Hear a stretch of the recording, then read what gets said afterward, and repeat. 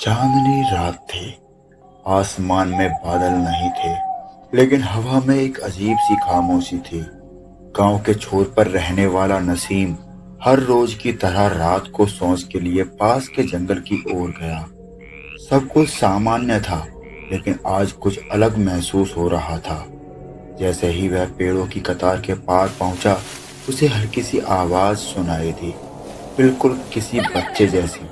नसीम ने मुड़कर देखा तो सामने एक छोटा सा सफेद मेमना खड़ा था।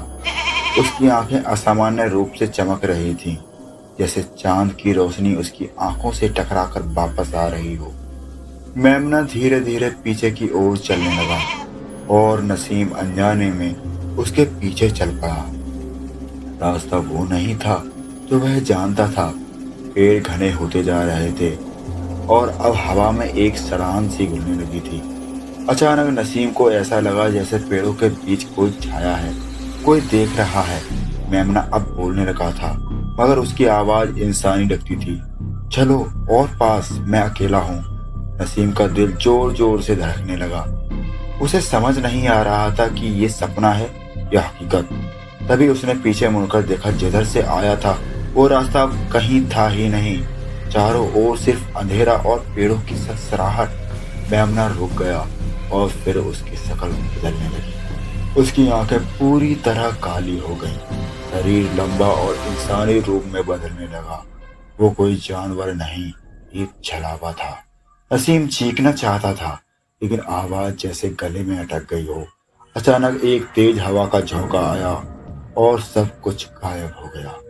मेमना, पेड़, रास्ता, सब। सुबह नसीम को जब होश में आया तो खुद को गांव के हकीम के घर पर पाया।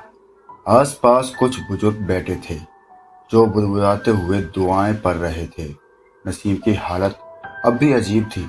उसकी आंखों में डर जम गया था और शरीर बुखार से तप रहा था। गांव के मौलवी साहब ने उसे ताबीज पहनाया और कहा, बेटा, तूने किसी बुरी चीज को छेड़ दिया है, अब वो तुझे छोड़ेगी नहीं। रात होते ही नसीम की तबीयत और बिगड़ने लगी। उसकी आंखें बिना पलक झपकाए किसी एक कोने को घूरती रहती और फिर आधी रात को वो अचानक उठ बैठा, जैसे किसी ने उसे बुलाया हो। चांद फिर से आसमान में चमक रहा था। हवाओं में फिर वही खामोशी घुल गई थी। नसीम बिना किसी को बताए घर से निकल पड़ा। उसकी चाल बिल्कुल सपने में चलने वाले इंसान जैसी थी। गांव के बाहर वही पुराना रास्ता था, लेकिन आज कुछ अलग था। पेड़ों पर सफेद चित्रे लटक रहे थे और मिट्टी से सड़ी हुई मांस की गंध आ रही थी। तभी नसीम ने देखा, वही मेमना। नहीं, अब वो मेमना नहीं था। एक लंबी काली आकृति उसके सामने खड़ी थी, आंखों गड्ढों जैसी गहरी और हाथों में मांस के लोथड़े। छलावा फुसफुसाया, तेरी आत्मा अब मेरी है। नसीम की चीख भी गले में घुट गई। उसकी आंखों के सामने पूरा जंगल घूमने लगा। पेड़ हिलने लगे जैसे हंस रहे हों। जमीन फटने लगी और उसके पैरों के नीचे से धंसने लगी। आखिरी बार नसीम ने चांद की तरफ देखा, लेकिन चांद भी अब खून जैसा लाल हो गया था। फिर सब कुछ काला हो गया।